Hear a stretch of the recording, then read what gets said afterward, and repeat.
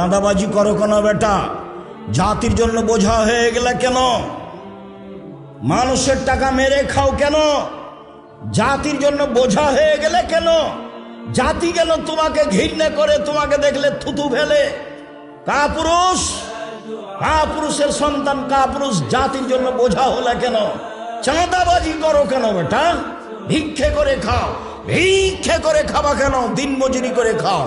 দিনমজুরি করে খাবা কেন? ব্যবসা করে খাও। চকলেটের ব্যবসা করো, বাদাম বিক্রির ব্যবসা করো, সারাদিনে 300 টাকা ইনকাম হবে।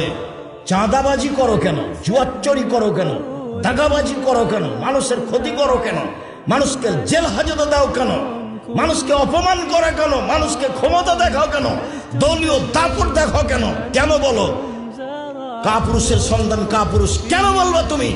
যে ওরা খেয়েছে 16 বছর, আমরা খাবো না এখন? এ কথা বলো কেন? শরম হয় না তোমার? লজ্জা হয় না তোমার? হায়া হয় না তোমার?